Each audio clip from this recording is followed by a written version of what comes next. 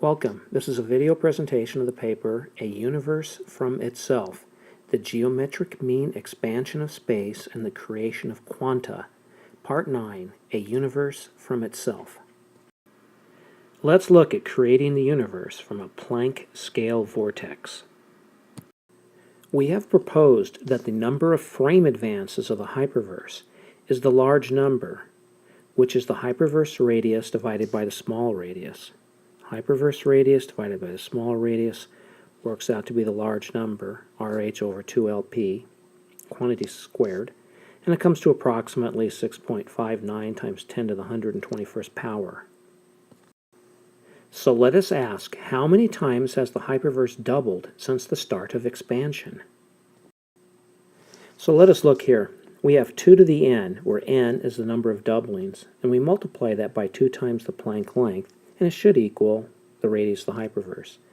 For example, when n is 0, there have been no doublings. 2 to the 0 times 2LP is 1 times 2 times the Planck length, so we get 2 times the Planck length. With 1 doubling, 2 to the 1 is 2, and we find the radius is 4 Planck lengths. If it's doubled 2 times, we have 4 times 2 Planck lengths, or 8 Planck lengths.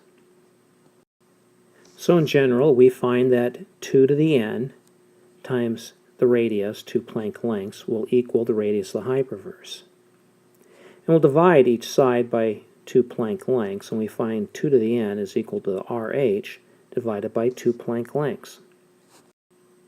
So we'll take our equation here and take the logarithm of it to solve for the n. And when we do it, log base 2 of RH over 2LP, plug in our values, and we get 202.336894, etc. So we calculate that the universe has doubled about 202.337 times since expansion started. Notice that the number of doublings is the square root of the large number. Our 2 to the n is equal to RH over 2LP, and the large number, as we know, is RH over 2LP squared. So the number of doublings is the square root of our large number. And we can take 2, raise it to the 202.336, etc., and we get 8.118, etc., times 10 to the 60th. We can apply the doubling concept to the radius of the hyperverse. Our value, RH over 2LP, is equal to 2 to the n, where n's 202 plus. And this value here, 2 to the n, is equal to this, which is approximately 8 times 10 to the 60th. And if we multiply that by the initial radius, the 2 Planck lengths, we get the radius of the hyperverse. We can apply our doubling concept to energy. Again, we'll take the square root of the large number, which is 2 to the n being the number of doublings, 202.3, etc., and multiply that by the initial energy, which is the Planck energy divided by 2, and we get the energy of the observable universe. Numerically, we take our 2 to raise to the 202.336, etc. number, multiplied by the initial energy, which is this, and you do the math, and you get 7.941, etc., times 10 to the 69 joules. That's E sub O. From the previous slide, we can conclude that energy is continuously added to the universe. And we actually saw this before. We defined the Hubble constant as delta E sub O divided by the energy of the universe, meaning that the rate that galaxies are separating from each other is actually the rate of addition of energy. Energy is being added at essentially every point in space on a continual basis, and it started with the Big Bang. And finally, we can apply the doubling concept to time. We'll take our value, square root of the large number, our 2 to the 202.3, etc., times the Planck time, which is our initial time, we get r sub h over 2c, which is the age of the universe, the inverse of the Hubble constant. We're going to look at doublings, now versus then. We're going to examine how different aspects of the universe change with a doubling of the radius of the hyperverse. The word now will refer to the current state, now. Then will be defined as the state of the universe when the hyperverse radius was 1/2 the current size. And we'll start with the radius of the hyperverse, the large radius. The large radius now is r sub h. The large radius then, when the radius was 1/2 of what it is now, would be RH divided by RH over 2, and it comes to 2. So the current radius is twice as large now as it was when it was half its size. The radius of the hyperverse has doubled. Looking at the small radius quantum radius, we take the radius of the small radius quantum now, which is our value here, 4 times the Planck length squared divided by r sub h, and divide it by the small radius quantum then, and essentially we're taking the r sub h and dividing it by 2, and this is where it occurs in this equation. We divide this number by this number, and we find that the small radius quantum radius has shrunk by 1/2 with a doubling of the hyperverse radius. It's a little different situation with the small energy quantum radius. This is the quantum of our existence. We take the small radius quantum today and divide it by what it was then when the hyperverse radius was 1/2 its size. And we get this figure here, the cube root of 2. And numerically this works out to be approximately 1.2599. Means the radius is actually increased with a doubling of the hyperverse radius. Looking at the large volume, which is the hyperverse volume, specifically the surface volume of the hyperverse, our equation 2 pi squared times the radius of the hyperverse cubed is a standard equation for the surface volume of a 4-dimensional sphere. If we divide that by what the volume was then when the hyperverse radius was 1/2 its size, we see that the volume of the universe increases 8 times with a doubling of the hyperverse radius. Looking now at the small radius quantum volume, we'll take the volume of a small radius quantum, 2 pi squared times the small radius cubed, and divide it by the volume it would have been then, r sub s divided by 2.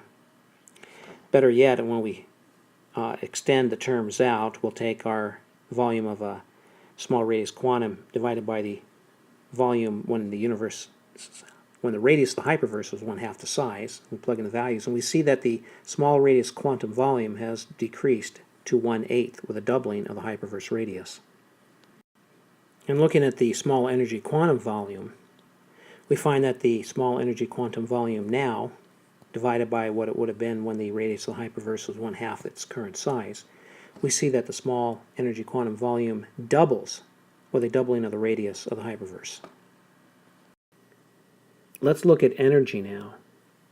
For the observable universe, the now to then ratio, the energy of the observable universe, r sub h times the speed of light to the 4th power divided by 4g, and we'll divide that by the value it would have been then, and these are constants, so the only things changing here, again, is the radius, and we'll divide that by 2. So we find with a doubling of the radius of the hyperverse, the energy of the hyperverse, the surface of the hyperverse, our universe, goes up 2 times. For the small radius quantum, we take our equations for the energy of the small radius quantum and the small radius quantum then, when the hyperverse radius was 1/2 of what it is now. And we find that the energy of a single small radius quantum decreases to 1/32 of what it was. And for the small energy quantum, we find that the energy of a small energy quantum drops to 1/2 with a radius doubling. The number of small radius quantum now versus then is given by the r sub h over 2l p-value to the 6th. That's how many small radius quantum are now. So we take the ratio of what that number is now to what it was then, and again that's the r sub h divided by 2.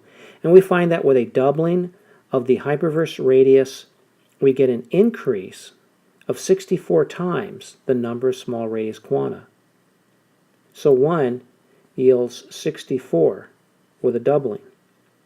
Now the small energy quantum now versus then, we take our value, that's the large number, divided by r sub h involved in that large number. And we find that as the radius of the hyperverse doubles, we get an increase of 4 times in the number of small energy quanta. Now we can keep doing this for all the various parameters of the universe, but the calculations are in the paper. So let's just get to the summary. Okay, let's look at the summary table. We have our 4 columns. We have the items we're going to look at. This column is for the observable universe. This is the small radius quantum. And this column is the small energy quantum.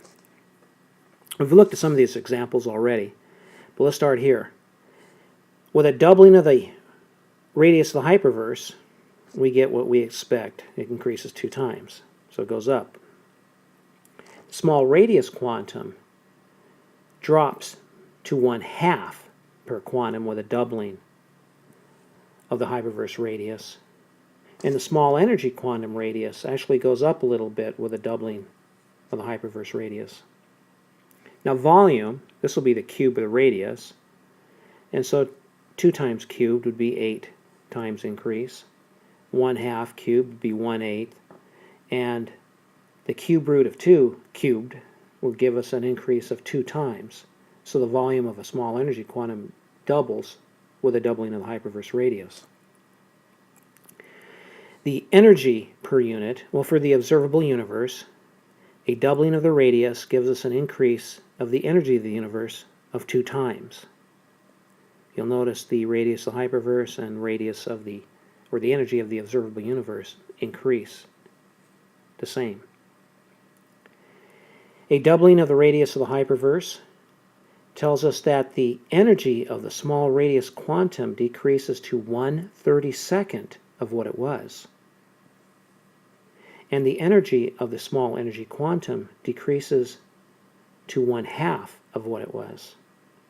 So the energy of both quantum levels decreases as the energy of the universe goes up, or as the radius of the universe goes up.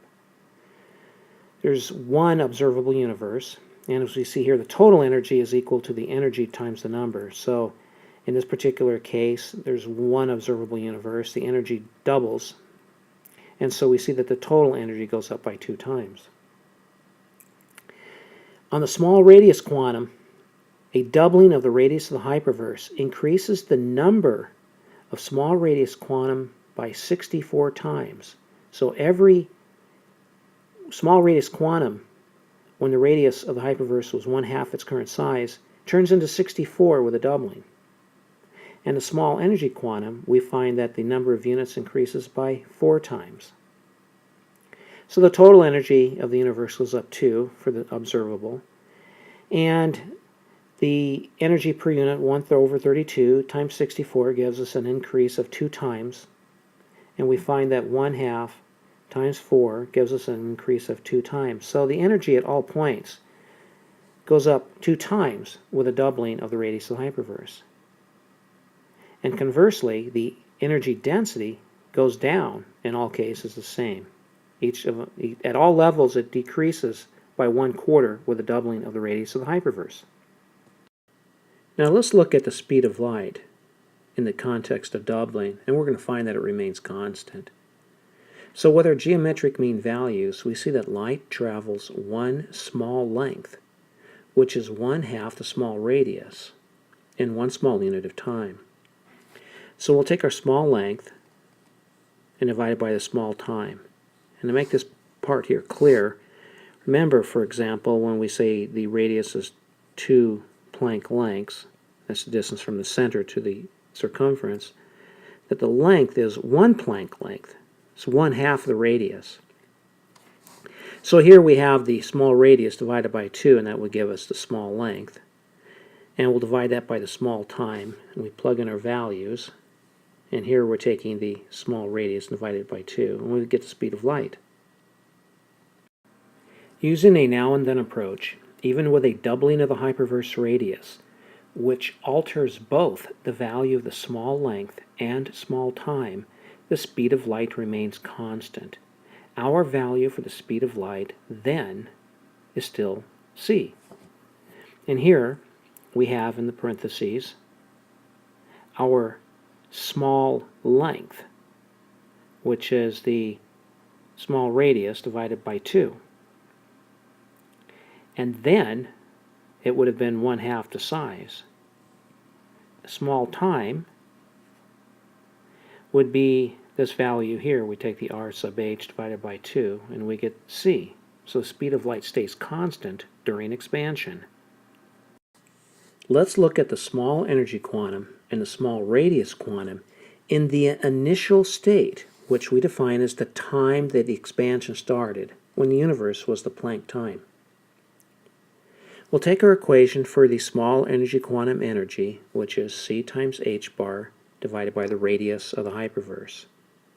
And at the initial state, the radius of the hyperverse was 2 Planck lengths. So c times h bar divided by 2 Planck lengths works out to be the Planck energy divided by 2. That's our initial energy. We look at the radius of the SEQ. Our value is r sub h times 4 times the Planck length squared quantity to the 1/3. We take our value here for r sub h and insert in its place the initial radius, 2 Planck lengths. And so 2 Planck lengths times 2 Planck lengths times 2 Planck lengths to the 3rd gives us 2 Planck lengths as the initial radius. Now if we look at the small radius quantum energy, which is c times h bar over r sub h, and we multiply it by 2 times the Planck length divided by the radius of the hyperverse to the 4th power. That's the energy for the small radius quantum. And insert for the r sub h values 2 Planck lengths, like we did here. Do the math. We find we get the initial energy, which is the Planck energy divided by 2. And if we look at the small radius quantum radius, this is its equation here. We'll take the r sub h and insert 2 Planck lengths into it. Do the math. We get the small radius quantum radius was 2 Planck lengths.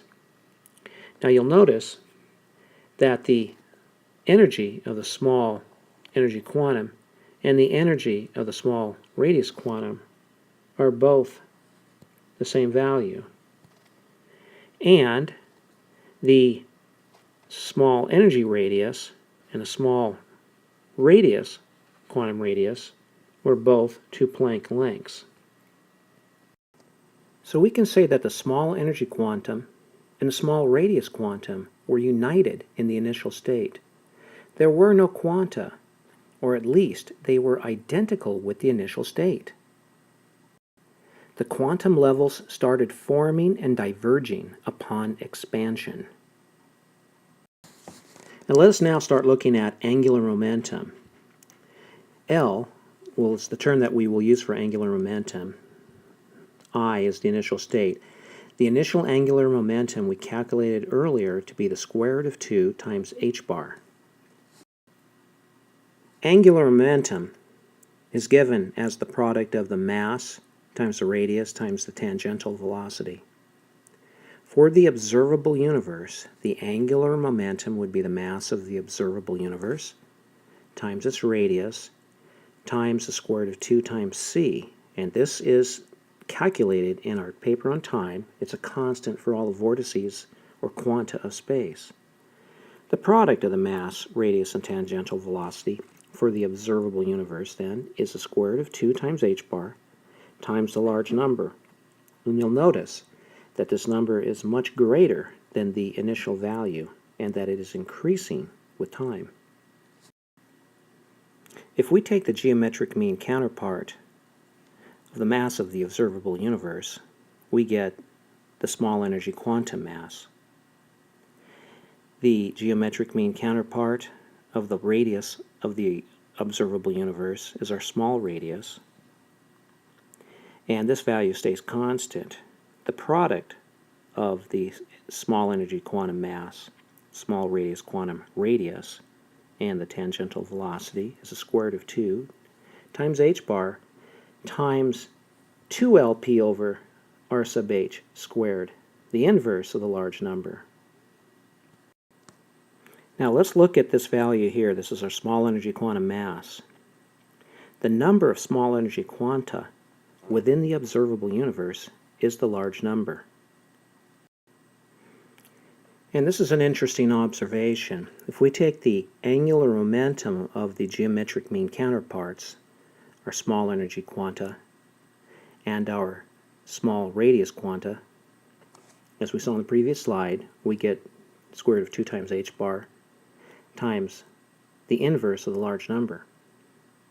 If we multiply this number here by the number of small energy quanta, we get the conserved value. Now let's take a look at the consequence of using the small energy quantum radius and the small radius quantum's mass. This is our value for the small energy quantum radius. This is our value for the small radius quantum mass. We multiply it by v sub t, and we get the square root of 2 times h bar times 2lp divided by rh to the 14⁻³ power. And if we take this value here and multiply it by the number of small radius quanta, we get the square root of 2h bar times rh over 2lp to the 4⁻³ power.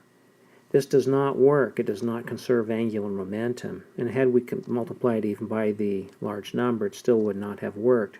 It shows the prevalence and importance of the energy of the small energy quantum and the radius of the small radius quantum. The small radius quantum conserves angular momentum. The angular momentum for one small radius quantum is given by the product of its radius times its mass times its constant tangential velocity, and we get the square root of 2 times h bar times 2 Planck lengths divided by the radius of the hyperverse to the 6th power. And again, this is the mass of the observable universe and the number of small radius quanta.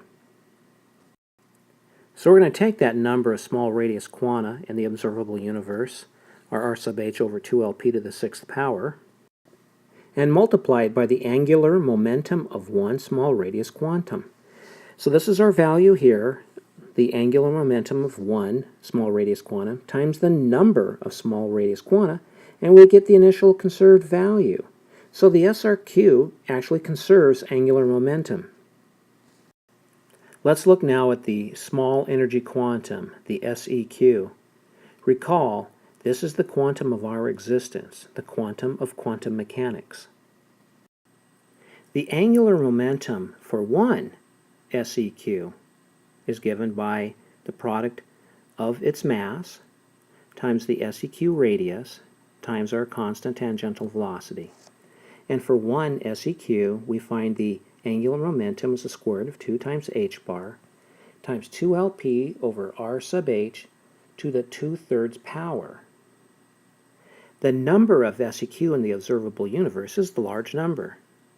So we'll take this value here, the angular momentum of one SEQ, times the number of SEQ, and we get the square root of 2 times h bar times r sub h over 2lp to the 4/3 power. There's a couple of things that are interesting here. From a few slides ago, we calculated the angular momentum for the geometric mean counterparts, our small energy and our small radius quanta, times our tangential velocity. And we get the square root of 2 times h bar divided by the large number. which at a glance counters the angular momentum of the observable universe, which is the square root of 2 times h bar times the large number.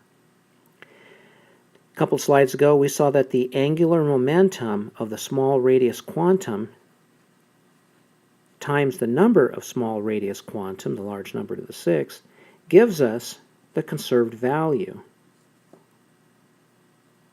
And very interestingly, if we take the angular momentum of what might be called this quantum here, which is not real quantum because these are not the energy and radius of one another, but they blend so well.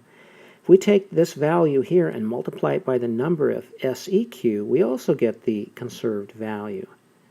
So it's odd that we get a way of conserving it, like a false way, and we get a true way with a small radius quantum.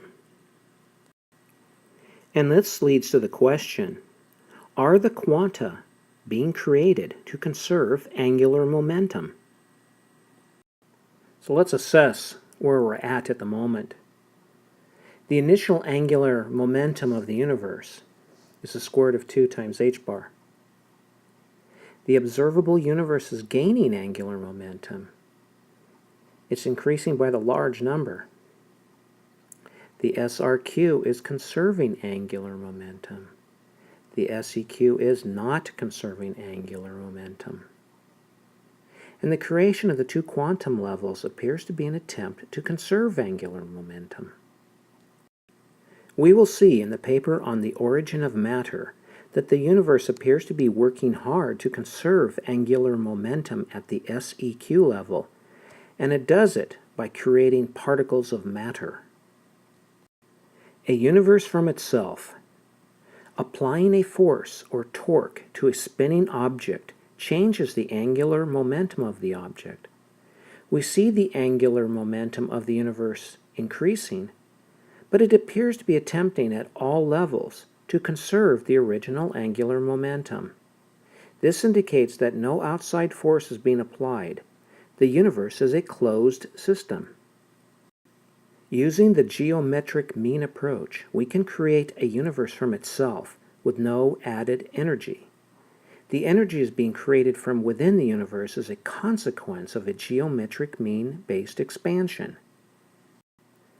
With expansion, the number of quanta increases at a faster rate than the energy per quantum decreases. We have here a section of the slide we had before, that summary slide. And if we look, for example, at the small radius quantum, we see that the number of units increases by 64 times, but the energy decreases only by 1/32, resulting in a 2 increase. The energy of the small energy quantum decreases by half, whereas the number goes up 4 times, again giving us a 2 times increase. In the hyperverse model, energy is a function of the radius. Here we have the energy of the observable universe, and we see that it's equal to the radius of the hyperverse times c to the 4th over 4g, which is a constant. So if the radius of the hyperverse doubles, this goes up to 2, then we have 2 times a constant, and that increases the energy of the observable universe 2 times. We can see for the energy of the small radius quantum that the radius of the hyperverse is down at the bottom of the denominator, a total of 5 times. So we would put 1 over 2, because the radius is doubled, and put this to the 5th power, and that gives us our 1 over 32. And for the energy of the small energy quantum, the radius is here. Taking that to 2 gives us 1/2. So doubling the radius of the hyperverse cuts the small energy quantum energy to 1/2. Many cosmologists believe the universe came from nothing. Where else could the vast increase in energy come from? Nothingness seems the only source. Something from nothing is hard to imagine, let alone model mathematically or mechanically. There is an alternative. The geometric mean expansion of space gives us a way to grow a universe without added energy. It is easy to understand, easy to model, and it is productive. The geometric mean expansion of space gives us the connection between the large and the small. It gives us quanta, including our quantum. It gives an explanation of the Planck values, of uncertainty relations. It gives us the initial state. It gives us quantized time, energy, mass, and distance. It gives us an explanation for the large number, and much more. And very significantly, it will give us a model, an explanation for the origin of matter and gravity. It appears that the creation of quantum levels allows the whole to expand. The whole gets larger while the components shrink, the process following a geometric mean relationship. It is possible that the initial state, the hyperverse at the time expansion started, lost its angular momentum somehow, resulting in a runaway increase in angular momentum. We see that in the continuing increase in the angular momentum of the universe. Expansion is self-contained, the whole expanding while the quanta shrink. The universe does not come from nothing. The universe creates itself out of itself, and this creation may be driven by runaway angular momentum. The universe comes from itself.